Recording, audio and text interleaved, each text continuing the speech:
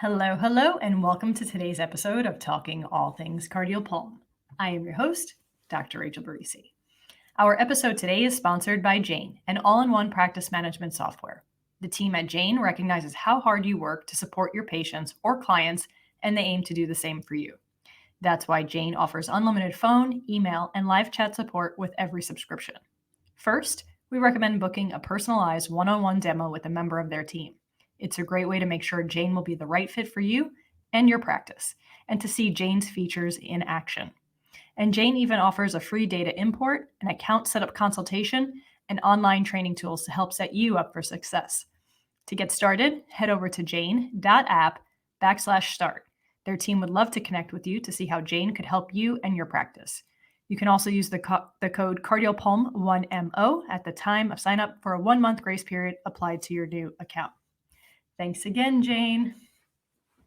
All right, welcome. Happy Wednesday. I'm a little bit late recording this week, and this is officially my 4th attempt. So first of all, I am in my dining room, so welcome to the dining area. This is actually one of my favorite rooms in the house, probably the most decorated room in the house. As you know, we're pretty DIY oriented around here, so when we finally got through most of the painting, like on the first floor, we still have quite a bit of decorating to do because we still have to do the popcorn ceilings down here. But some things behind me, if you're on YouTube, gotta get my pointing right. This wine rack here, we actually made in Ypsilanti in our apartment. So picture the two of us sawing through wood, literally in the middle of our living room on carpet. And then we stained it on a tarp. And I just remember praying that the stain wouldn't seep through and the tarp was going to do exactly what it was supposed to. And thankfully it did. So we actually have matching one on the other side, but it's one of my favorite pieces that we've made. It's a little bit rustic, a little bit industrial, a little bit modern. So kind of our MO. And then this window behind me is actually from Nikki's aunt's house. I love the look of a window. Actually, I have a couple of more that I'm going to paint and potentially turn into like a frame. So we'll see kind of where that goes. And then right behind me, it's hard to point on this thing, is my grandmother's tea set. So apparently silver tarnishes, and when it oxidizes with oxygen, it creates this like rainbow greenish color. So I could polish it, but I kind of really like the tarnish look. So we're just going to keep it as is. So welcome to my dining room. We are in a different location today because Nikki is quarantined downstairs and we're doing our best to keep the COVID out. So I'll probably do an episode on that, but first I have to make it out unscathed. And I wasn't even going to talk about it because I'm just trying to not put any of it in the universe. So just keep the good juju coming for me. But I had some issues with my mic. I tried to use my portable mic this morning and it just sounded too tinny and echoey. So I have my normal-ish setup now. As you start doing podcasting for a while, your ear starts to get used to a certain sound. And when you're listening to a podcast and it's super echoey, and it just sometimes is uncomfortable to listen to if the sound isn't right. So hopefully the sound is coming okay on your end. And so we're going to kind of jump in today. So what I wanted to talk about today was actually about a conversation that I was having on Twitter. So Shelby, if you're listening, thank you for this idea. I think it's an important piece of information to kind of chat about, and it's something that I do get asked quite a bit. So this is a great conversation point. The question is pointed at acute care PTs and basically asking who's in charge of administering chest PT, the PT, the RT, both, or just no chest PT.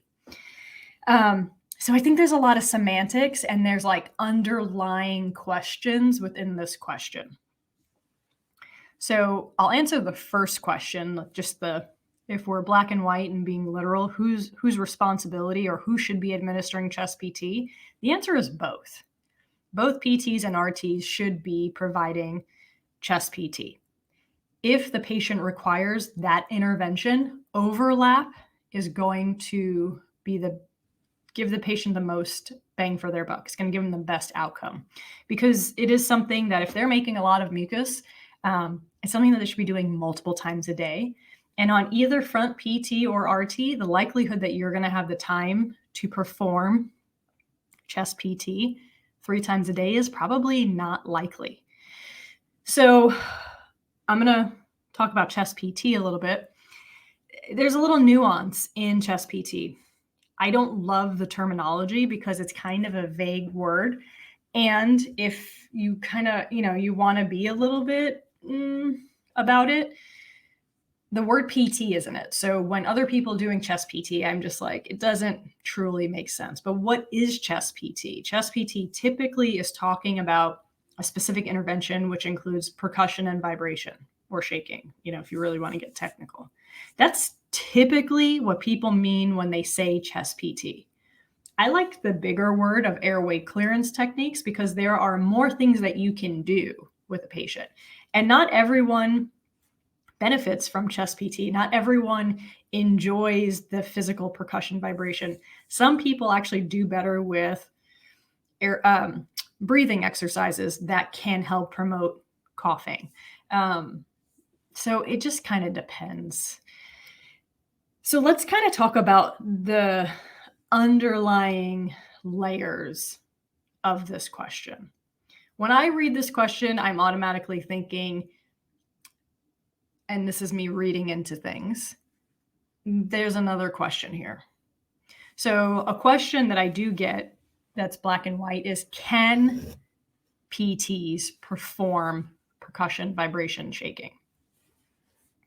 The answer is typically yes, but there's we got to dive into it a little bit. So it's very location based. So always check your state's Practice Act first, just to ensure that it is in your scope of practice. That's step one. In both Missouri and Kansas, because we share a state line, I'm licensed on both sides of that state line. The verbiage is something along the lines of, in interventions, physical therapists can perform airway clearance techniques. Does it describe exactly which ones? No. So it kind of keeps that broadness, vagueness open, which is nice. Other states might explicitly say no. I haven't come across a specific Practice Act that says absolutely not. But if you are in a state where as PTs you're not allowed to titrate oxygen, or you're not supposed to be doing airway clearance techniques, and you have that verbiage, please share it with me because I would like to see how that's written. So first of all, check your Practice Act because it depends where you are. And then it really comes down to culture. And culture is a big thing, right? It's not just culture in the hospital, it can be culture in your PT department. So what is the culture of your PT department? What is the culture of your PTs? What are your PTs doing for intervention with these patients? Are your PTs doing breathing exercises, airway clearance techniques? Are they checking vitals? If the answer is no, that's probably where you need to start. Meaning, maybe we need to do some in-services for our own department about the benefits of breathing exercises, airway clearance techniques, and I am going to throw vital signs in there because it is paramount to helping patients improve, especially in the acute care setting. If you're the first person who is starting to do these interventions, I'm just going to be very honest with you. It's going to take time. From experience, culture is probably the hardest thing to change. So proceed with caution, proceed with confidence, articulate benefits, and understand that change takes time. Now, if your PT department is already on board, they're already doing these things, then it's easier. Then the question is most likely, and this is my question to you, is there like a turf battle happening? Is there like boundaries between PT and OT that PT and RT that have been established as like uncomfortable? That's also culture, right? So that's going to take time to kind of break down walls and create relationships and communication.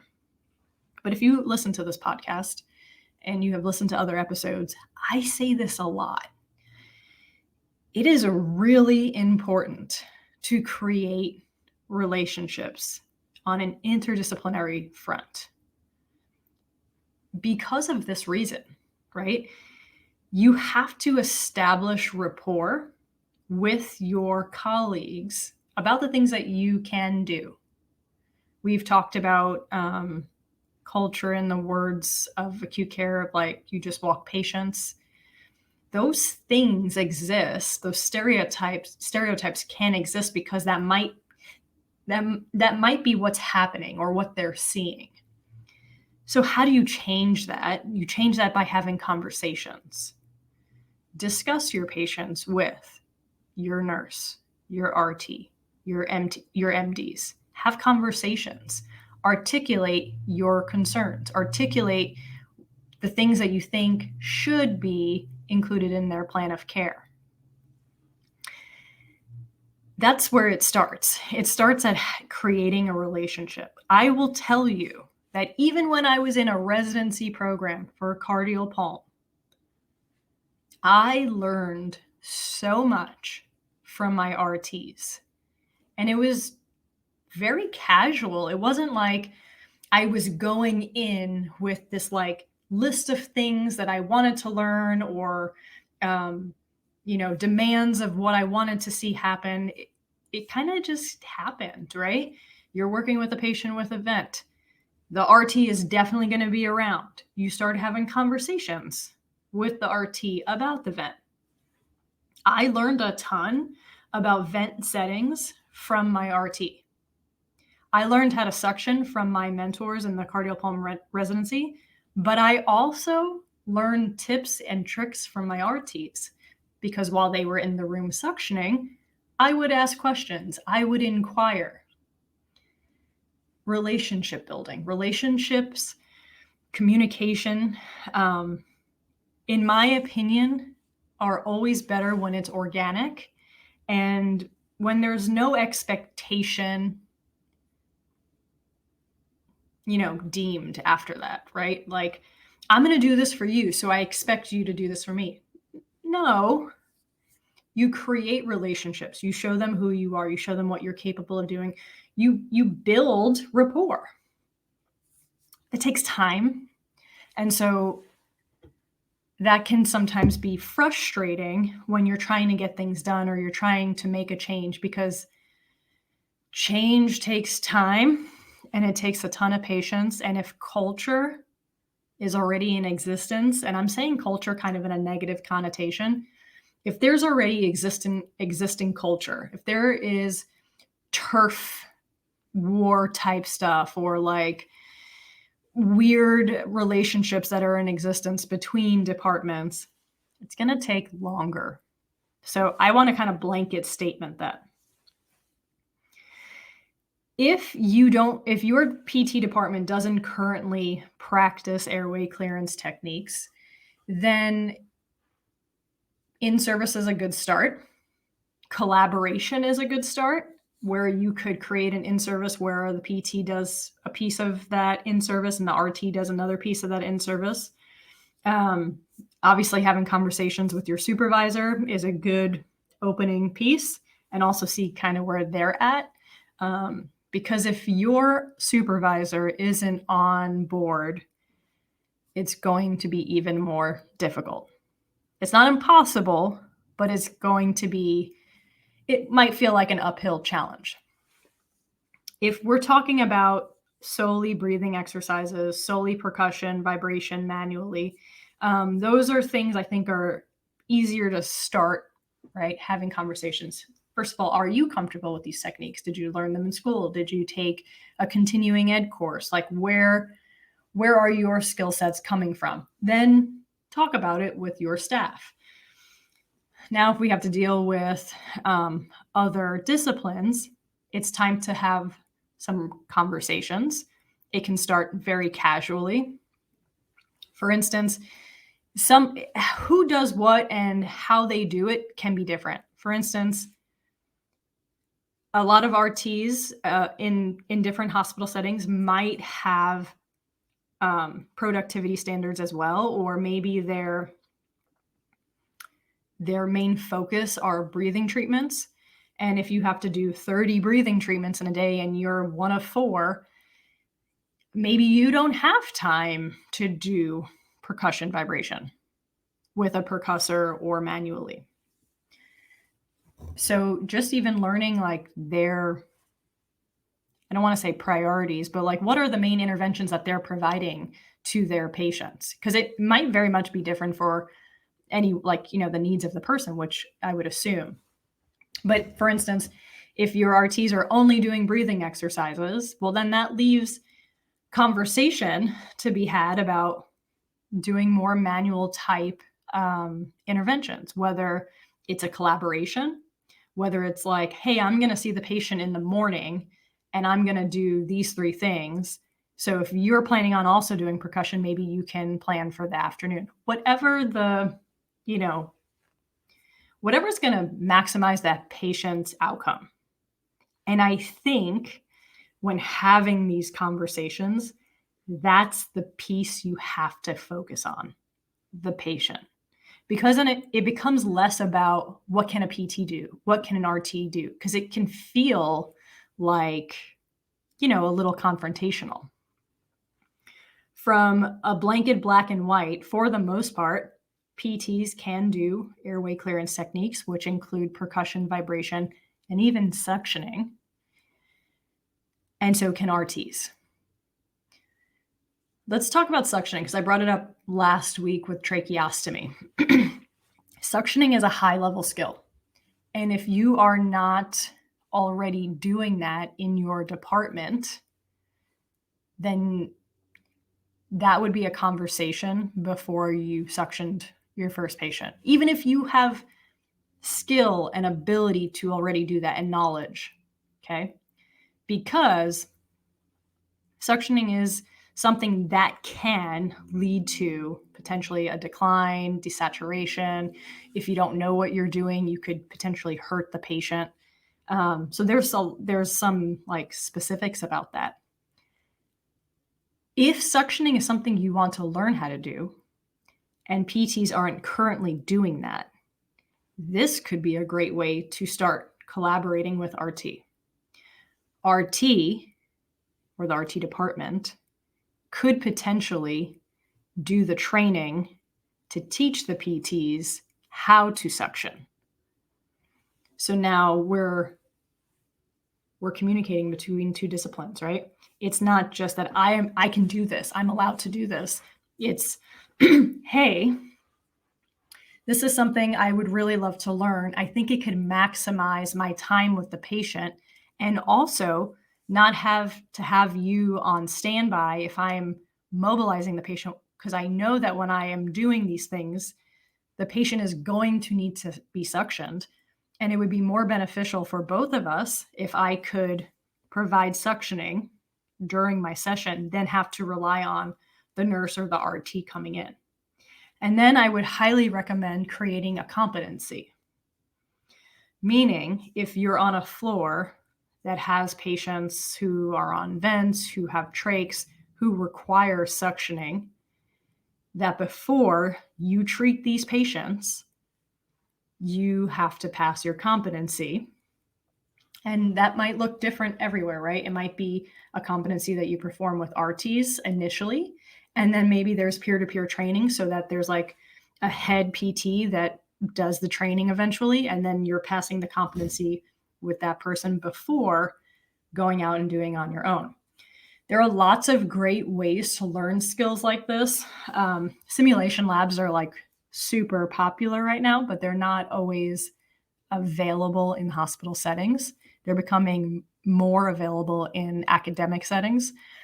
But some form of practice where you can practice hands-on skills. In the residency, when I was a mentor, I actually created I should do this again.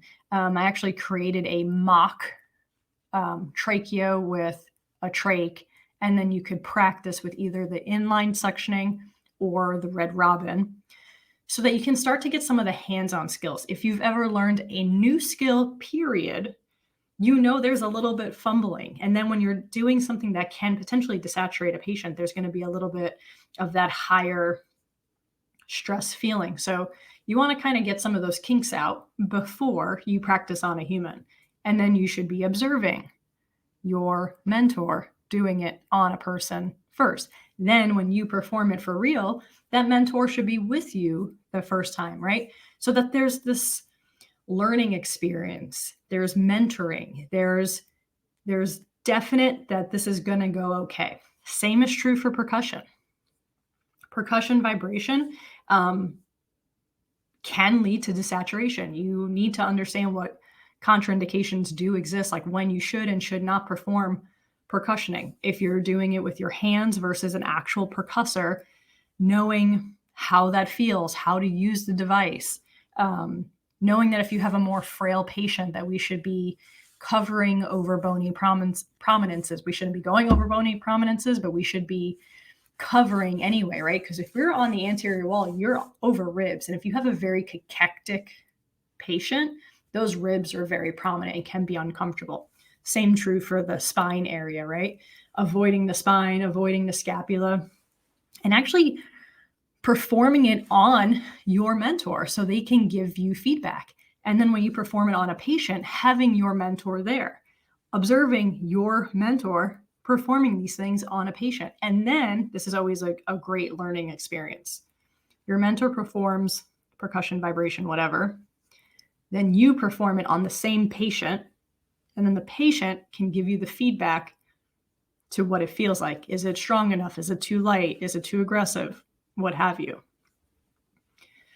But when you are doing skills that you are new to, or you're trying to implement for the first time, this is what it could look like. So airway clearance techniques, percussion, vibration, shaking, suctioning, those things can be so beneficial for your patient. They are skills that you as a PT may have learned in your program, your PT program. There are skills that you may have learned in a residency. There are skills that you may have learned in a CEU course. Yes, you should be able to utilize those skills with your patient, and that will help your patient's outcomes. But culture in a hospital plays a role, whether we like it or not. And if we're going to start implementing these techniques and you're the first person to do it, then it's a different conversation. It's a PT department conversation, then it's a collaboration conversation. Is it possible? Yes. My black and white answer is both PT and RT should be performing airway clearance techniques for their patients. I think how you word questions can kind of dictate, what's the right way to say this? How you word questions can give multiple types of answers or have people read into them a certain way. If you were to ask me, well, who's responsible for doing chest PT? Tone, right, can play a role in that. Obviously, you don't get that when you're on text, but sometimes that could kind of feel like blame, right? Like, well, RT should be doing this 3 times a day, or PT should be doing this 3 times a day. That's where I would say it really should rely on both, and there should be collaboration and conversation, because that patient's going to get more overlap if both disciplines are providing skilled intervention related to breathing and airway clearance techniques, period, end of story. If you are the first person to go and do this, it can be done. It will take time. Stay confident, keep pushing, but understand that building rapport and trust is going to be part of that process, and probably a bigger part than maybe we realize in the beginning. So collaboration's key, communication's key, changing culture takes time. So I think this was a great question. Thank you so much, Shelby, for posing it. I would love to see more PTs doing more breathing and airway clearance techniques on a daily basis in multiple settings, not just acute care. And so I hope that some of these conversations can start broaching that barrier. Okay, I think that's all I have for today. If you have any questions about breathing, airway clearance techniques, if there's specific things you want to hear about, I would love to discuss these further. If you have any ideas for specific podcast cases or specific podcast topics, please let me know. Reach out on Instagram or via text. My information is in the show notes. And that's it. That's all I have. So I hope you all have a wonderful day, and whatever you have to do, get after it.